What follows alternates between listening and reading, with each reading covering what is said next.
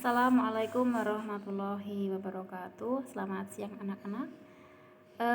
Hari ini Ustazah akan menyampaikan materi tema 2, subtema 2, pembelajaran 4 sampai 6, ya. Jadi ini materi terakhir di pembelajaran subtema 2, ya. Yang pertama, Ustazah akan menyampaikan tentang jenis-jenis usaha ekonomi masyarakat yang dikelola baik sendiri ataupun perorangan, dan juga yang dikelola oleh kelompok, gitu ya.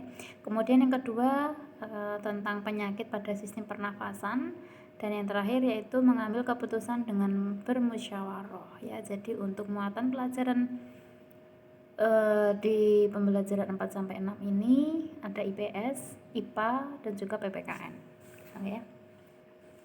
Untuk bukunya anak-anak nanti bisa membaca untuk referensi di buku tema 2 halaman 42, ya, yaitu di situ juga diterangkan jenis-jenis usaha yang dikelola sendiri maupun kelompok, gitu ya. Nah, di sini Ustazah sudah mengambil kesimpulan saja. Ada beberapa jenis usaha ekonomi yang dikelola sendiri, ya, dikelola sendiri atau bisa perorangan, gitu ya.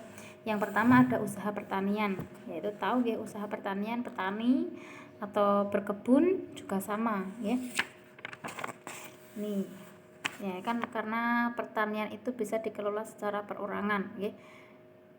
Usaha ini memang memiliki modal yang terbatas, gitu ya. Lahan yang digarap pun juga biasanya terbatas.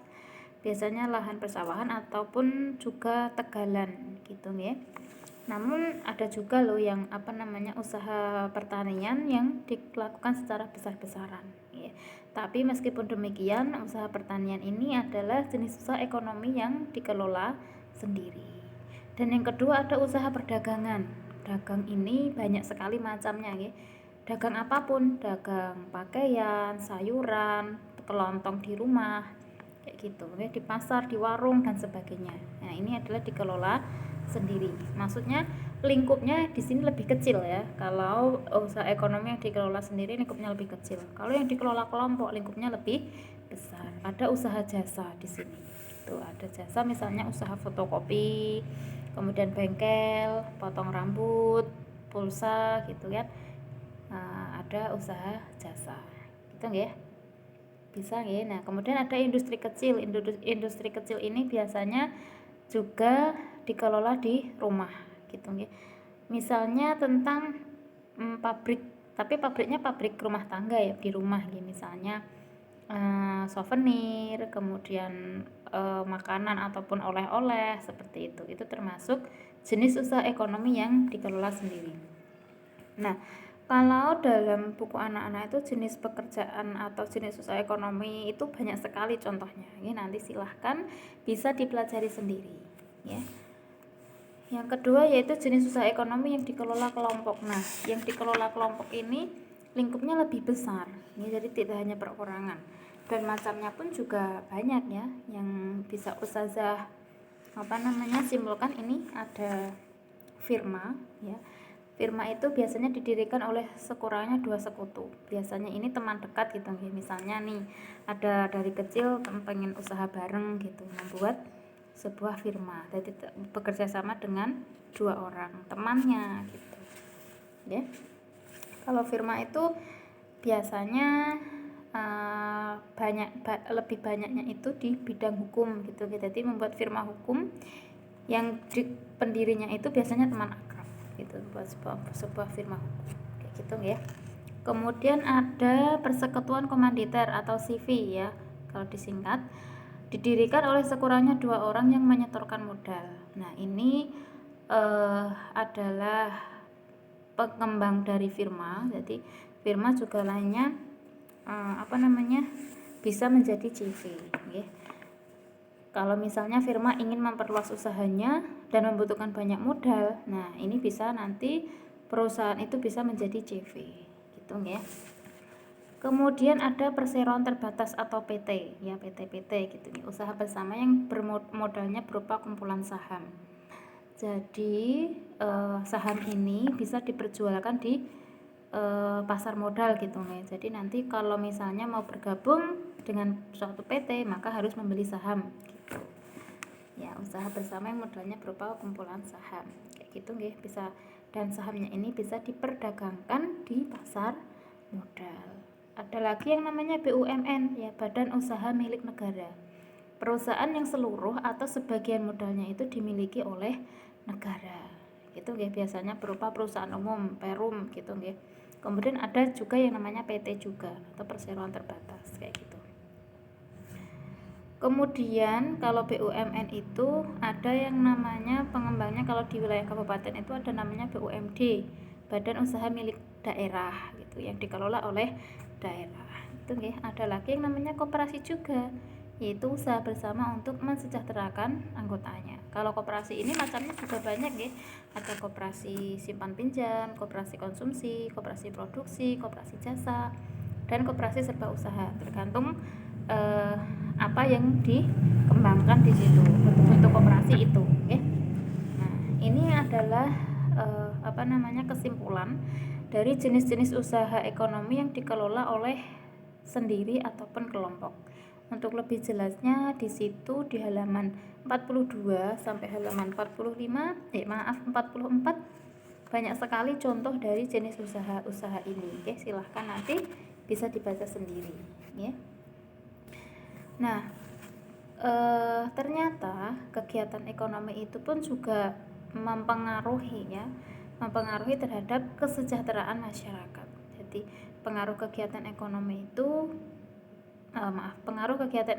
terhadap kesejahteraan masyarakat, ya. Anak-anak perlu tahu dulu kegiatan ekonomi itu apa saja. Kegiatan ekonomi itu terdiri dari 3 macam, ya. Ada kegiatan produksi, distribusi, dan juga konsumsi. Kemarin pas waktu Zoom, ya, di Jumat kemarinnya lagi itu Ustazah sudah menyampaikan kegiatan ekonomi ini sedikit sekali, tapi ya, kegiatan produksi, distribusi, dan konsumsi. Nah, kegiatan produksi itu apa? Yaitu kegiatan yang menghasilkan barang, ya, bisa menghasilkan barang ataupun jasa. Kemudian distribusi, ya, yaitu penyaluran, ya, menyalurkan ataupun penyalurkan barang produksi ke konsumen, ya, dari produsen ke konsumen. Ada lagi yang namanya konsumsi, yaitu untuk memakai ataupun menghabiskan barang produksi, ya, barang ataupun jasa. Itu jadi ada yang membuat, ada yang mendistribusikan atau mengantarkan, dan ada yang memakai, ya. Kegiatan ekonomi ini saling berkaitan satu sama lain, ya. Ada produksi, distribusi, dan konsumsi. Jika satu kegiatan ekonomi ini terhambat, maka akan mengganggu kegiatan ekonomi lainnya. Misalnya, ada yang produksi, ya, ada yang membuat barang, ada yang mendistribusikan, ada yang menyalurkan, tapi tidak ada konsumsi, tidak ada yang konsumennya, tidak ada yang memakai. Ya, maka untuk otomatis kegiatan produksi berhenti, ya kan, karena kalau tidak ada yang memakai, mestinya perusahaan akan merugi. Gitu ya. Kalau tidak ada distribusi misalnya, ada yang membuat, ada yang memakai, tapi tidak ada yang memerantarai, tidak ada yang mendistribusikan, ya tidak akan sampai ke konsumen barang produksi itu. Gitu nggih. Kemudian kalau tidak ada produksi bagaimana? Ya sama, ada yang memakai, kemudian ada yang mendistribusikan, tapi tidak ada barangnya. Loh, apa yang mau disalurkan? Ya kan nggak ada, ya. Jadi semua kegiatan ekonomi ini saling berkaitan satu sama lain. Jika satu terhambat, maka semuanya pun akan mengganggu kegiatan ekonomi lainnya. Gitu nggih, bisa dipahami ya. Jadi harus ada produksi, harus ada distribusi, dan juga ada konsumsi. Gitu. Paham ya sampai sini ya? Nah, untuk pembelajaran IPS sudah selesai.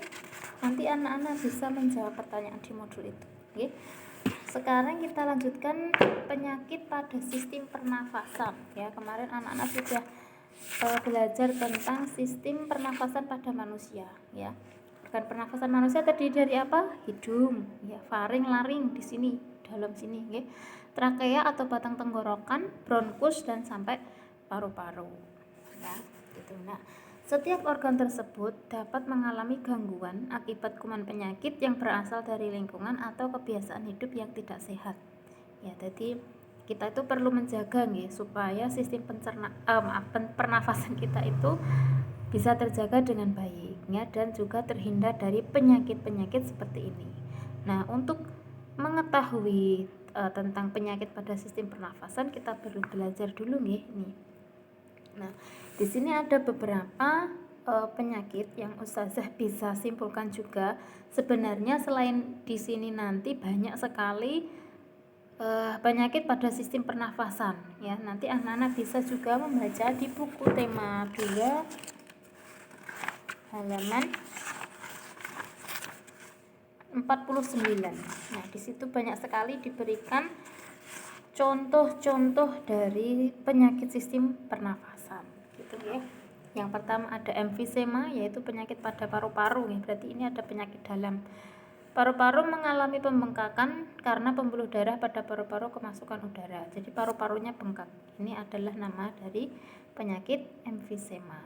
Gitu ya. Ada lagi asma, yaitu kelainan penyumbatan saluran pernafasan yang disebabkan oleh alergi debu, bulu maupun perubahan cuaca. Kok dari tadi saya salah terus.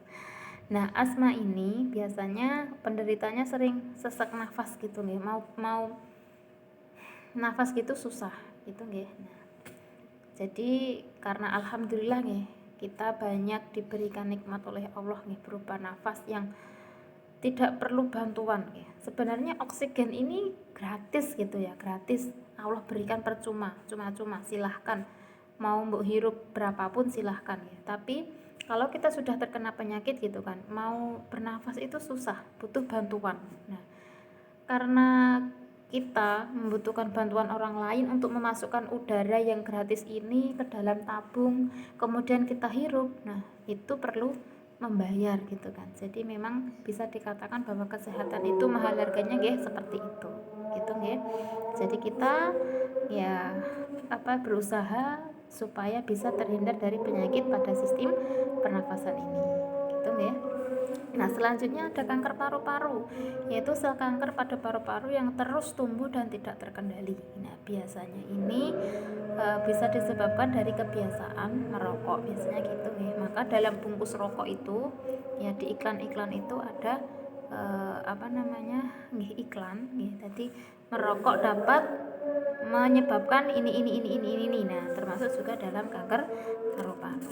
Termasuk juga kalau tidak merokok, tapi kita sebagai perokok pasif gitu nggih. Jadi kita di dekat orang yang merokok. Nah, asapnya itu kita hirup. Nah, kita bisa terpapar seperti asapnya itu bisa menyebabkan penyakit juga. Maka harus hati-hati juga ketika ada orang yang merokok nggih. Sebaiknya kita bisa menutup hidung dan mulut gitu nggih, pakai masker kalau sekarang gitu nggih. Dan yang lebih penting lagi, misalkan ada orang yang merokok nih, dipersilahkan untuk mencari tempat yang tidak banyak orang di situ nih, di ruang tersendiri gitu. Gitu nih. Jadi ini salah satu usaha untuk mencegah dari penyakit kanker paru-paru. Ada lagi TBC, yaitu tuberkulosis, yaitu penyakit yang disebabkan oleh ini Mycobacterium tuberculosis yang menimbulkan bintil-bintil pada dinding alveolus. Jadi di sini gitu disebabkan oleh bakteri ini. Ada bronkitis juga dan ada influenza juga atau flu biasanya. Yang ini yang sering dialami ya oleh masyarakat umum itu ya ini influenza atau flu ya. Disebabkan oleh virus influenza dan gejalanya biasanya bersin terus ya. Pilek dan juga demam ya. Kalau wong Jawa kayak ngatane kayak masuk angin gitu nih, tapi sebenarnya dia ini flu ya. Nah, sudah untuk yang penyakit pada sistem pernafasan di modul anak-anak, di situ ada perintah untuk ada beberapa contoh penyakit pernafasan, nanti dicari penyebabnya apa, kemudian gejalanya yang bagaimana gitu ya timbulnya. Kemudian yang terakhir untuk PKN, mengambil keputusan dengan musyawarah ya. Anak-anak bisa membaca di halaman 51 untuk yang ini. Nah, mengambil keputusan dengan musyawarah. Keputusan itu apa? keputusan bersama, yaitu suatu keputusan yang sudah ditetapkan berdasarkan pertimbangan, pemikiran dan pembahasan yang matang ya. Biasanya kayak gini ya, seperti halnya musyawarah seperti ini gitu ya. Nah, musyawarah itu apa? Ya tadi, musyawarah itu ya kumpul-kumpul gitu ya, kumpul-kumpul membicarakan dan juga menyelesaikan masalah untuk mencapai mufakat sama ya. Nah, dalam pengambilan keputusan kita tidak boleh memaksakan kehendak kita kepada orang lain. Dan hasil dari keputusan yang diambil tidak boleh hanya menguntungkan satu pihak, tapi harus semua pihak. Jadi tidak hanya aku usul ngene iki supaya kepentinganku tercukupi, tidak seperti itu. Hasil keputusan memang harus menguntungkan semua pihak. Gitu ya. Nah, musyawarah itu yaitu membicarakan dan menyelesaikan bersama suatu persoalan dengan maksud untuk mencapai mufakat gitu ya. Jadi sebenarnya musyawarah ini adalah tingkatan tertinggi ya, tingkatan tertinggi ketika ada persoalan diselesaikan dengan cara musyawarah, dengan cara baik-baik nih. Kalau misalnya tidak bisa, barulah dipakai voting kayak gitu ya. Tapi yang lebih diutamakan yaitu musyawarah, karena apa? Asasnya adalah kekeluargaan gitu ya. Jadi musyawarah dengan baik-baik gitu, pripun sekecane seperti itu ya.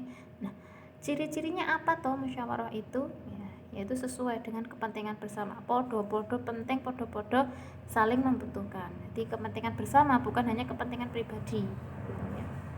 Kemudian usul yang disampaikan juga mudah dipahami dan tidak memberatkan. Misalnya kita ambil keputusan itu tidak boleh memberatkan anggotanya gitu ya. Oh ya udah, kita langkah baiknya seperti apa? Oh seperti ini. Nah, bisa dimusyawarahkan. Kemudian pertimbangan moral di sini lebih diutamakan gitu ya. Lebih diutamakan. Kemudian pembicaraan harus dapat diterima dengan akal sehat dan sesuai dengan hati nurani ya. Jadi meskipun musyawarah, tapi pembicaraan atau pembahasan yang disampaikan juga harus bisa diterima dengan akal sehat ya, sesuai dengan akal sehat ya, sesuai dengan moralnya dan juga sesuai hati nurani, tidak bertentangan dengan adab dan norma gitu ya. Nah, kemudian prinsipnya apa musyawarah itu ya, itu harus dilandasi dengan akal sehat dan hati nurani yang jujur ya. Kemudian dilandasi dengan semangat kegotong royongan dan kekeluargaan, seperti tadi nih, membicarakan masalah secara kekeluargaan. Jadi bisa ketika ada permasalahan bisa dibicarakan dengan baik-baik. Kemudian mengutamakan kepentingan umum ya, bukan kepentingan pribadi ya. Misalkan keputusan seperti ini ya, kita harus ngalah meskipun kita punya pendapat berbeda gitu ya. Tapi selama keputusan tadi tidak bertentangan dengan moral, tidak bertentangan dengan akal sehat ya, harus dilaksanakan dengan tanggung jawab. Kemudian menghargai pendapat orang lain. Orang lain mengutarakan pendapat apa ya, dihargai, dihormati gitu ya. Dan keputusan yang diambil pun harus dapat dipertanggungjawabkan secara moral kepada Tuhan yang Maha Esa. Dan melaksanakan keputusan dengan penuh tanggung jawab. Jika nanti sudah dihasilkan keputusan bersama, maka harus dilaksanakan dengan penuh tanggung jawab gitu ya. Nah, ketika bermusyawarah itu pun kalau anak-anak mau mengeluarkan pendapat itu juga ada aturannya gitu ya, yaitu pertama mengacungkan tangan sebagai tanda izin bicara. Jadi minta izin dulu, jadi tidak langsung di sini ngomong, situ ngomong, tidak, tapi izin dulu. Nah, saya mau bicara sebentar, atau saya mau usul, atau saya mau memberikan tanggapan gitu ya. Sama seperti di sekolah juga sama. Misalkan ini ketika ustazah sedang menjelaskan gitu ya, baru bicara, kalau anak-anak ada pertanyaan atau kurang jelas langsung mengacungkan tangan terlebih dahulu gitu ya, sebagai apa? Minta izin dulu untuk bicara. Jadi tidak langsung sahur manuk gitu ya. Nah, langsung mengacungkan tangan. Nah, berbicara setelah dipersilahkan. Nah, kalau ada tanda seperti ini ya, anak-anak mengacungkan, oh silahkan. Nah, setelah dipersilahkan untuk bicara barulah berbicara. Jadi langsung tidak seperti itu nih. Jadi minta izin dulu, kemudian berbicara setelah dipersilahkan. Nah, kemudian Kalau misalnya ada orang lain yang sedang berbicara, anak-anak harus menunggu dulu sampai pembicaraan selesai. Jadi tidak boleh memotong pembicaraan. Ya, berikan orang lain kesempatan untuk berbicara terlebih dahulu. Gitu nih. Jadi tidak mendominasi pembicaraan di situ. Biarkan yang lain juga berpendapat, biarkan yang lain juga berbicara. Gitu ya. Kemudian bersikap sopan dalam pakaian, ucapan, itu semuanya harus sopan. Ya, jangan sampai menyakiti hati orang lain. Kenapa? Kan tadi prinsipnya kekeluargaan gitu nggak. Jadi dianggap sama-sama keluarga gitu. Jadi tidak menyakiti hati atau perasaan orang lain gitu ya. Kemudian suara juga cukup jelas ya. Suara cukup jelas, tidak didengarkan sendiri tapi orang lain pun juga bisa mendengar dengan jelas. Gitu ya. Sudah di akhir. Alhamdulillah, jazakumullah khairan. Semoga Allah memberikan manfaat dan barokah ya. Cukup sekian pembelajaran dari Ustazah untuk hari ini. Banyak salahnya Ustazah minta maaf yang sebesar-besarnya. Akhiru qouli hadza. Wassalamualaikum warahmatullahi wabarakatuh.